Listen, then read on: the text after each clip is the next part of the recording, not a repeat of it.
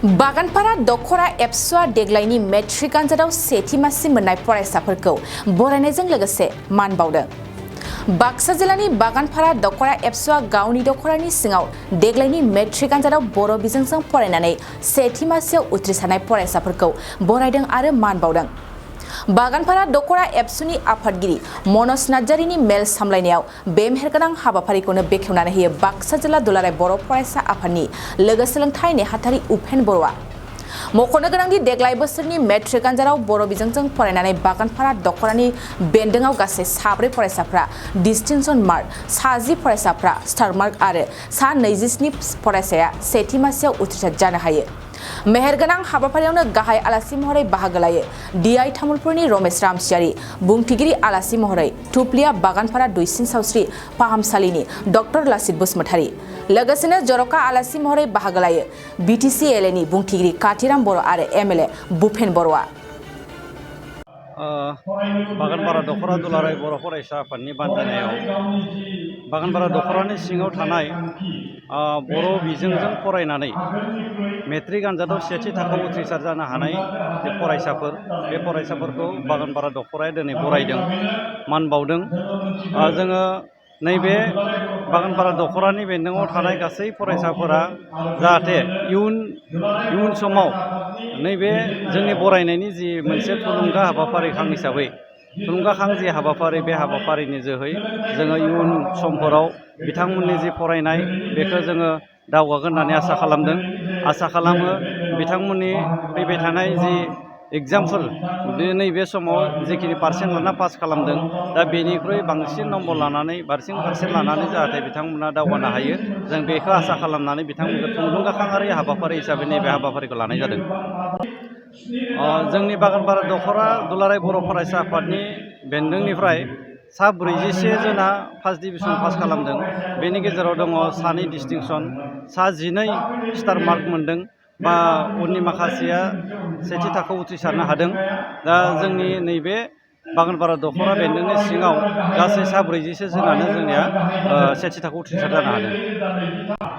थांनाय समफोराव बर' बिजोंजों फरायनानै जिखिनि फरायसाफोरा पास जादोंमोन, बेनिख्रुइ नैबे समाव जोङो बांसिन फरायसाफोरखौ पास जानायखौ मोननो हादों। थांनाय समाव सा 21 जनल' जों मोननो हादोंमोन थांनाय बोसोराव, नाथाय नैबे समाव नैबे 2023 जि मेट्रिक आनजाद 2023 मायथाइनि बे मेट्रिक आनजादनि सेथि थाखोआव उथ्रिसार जानो हानायनि जि हार, बेयो सा 47 जादों। थामहिनबा 50% जोङो बांसिन जानायखौ नुनो मोनदों। नैबे समाव नैबे जोंनि जि फरायसाफोरनि जि पारसेन्टेज बारायनाय, पास जानायनि जि पारसेन्टेज, बेखौ जोङो दुलाराय बर' फरायसा आफादा 2006 मायथाइनिफ्रायनो सोलोंथाइ जि बोसोर, बे सोलोंथाइ बोसोरखौ फोसावनायनि उननिफ्राय सोलोंथाइनि खामानिखौ अहरह मावबोबाय दङ। थिग बे लेखायैनो सोलोंथाइनि जि एवारनेस जि प्रग्राम, बेखौ जोङो फरायसालिफोराव थाङै खालामदों आरो गामि गामि थाङै फरायसाफोरनि जि एवारनेस, सोलोंथाइ लानायनि सायाव जि एवारनेस, बेखौ खालामबोबाय थानाय जादों। बेजों लोगोसे जोंनि गार्जेन, जोंनि ओनसोलनि रायजो राजा बिथांमोना नैबे हाबाफारिखौ जोंखौ मदद होदों। बे लेखायै जोंनि रायजो राजा बिथांमोनाबो सांग्रां जाबोदों हिसाबै जोंनि नैबे पास जानायनि जि पारसेन्टेज, बेखौ जोङो बारायदों होननानै साननो हादों।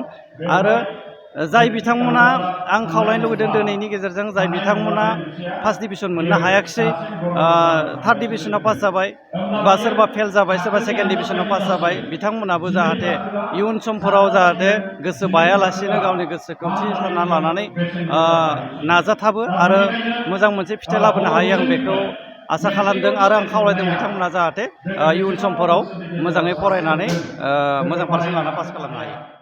थाखो जिसेआव मुं थिसननो हांखुर जानाय फरायसाफोरनि थाखाय मोनसे गोनां फोसावथाय। रौता नर्थ इस्ट पाब्लिक फरायसालिया नोंथांमोननो मोनसे गोजोनथाव खौरां लाबोदों। CBSE जों गनायथि मोननाय रौतानि मुंदांखा नर्थ इस्ट पाब्लिक स्कुलाव दायो थाखो 10नि मुं थिसननाया सोलिगासिनो। साइन्स आरो आर्ट्स मोन्नैबो स्ट्रिमनि थाखाय रौतानि नर्थ इस्ट पाब्लिक स्कुलाव मुं थिसननाया सोलिगासिनो। बे फरायसालियाव थाखोनि फराफारि आयदा फोरोंथाइजों लोगोसेयैनो JEE/NEET/CUET/इन्जिनियारिं मेडिकेल एन्ट्रेन्स आनजादनि थाखाय उफ्रा फोरोंथायबो होनाय जायो।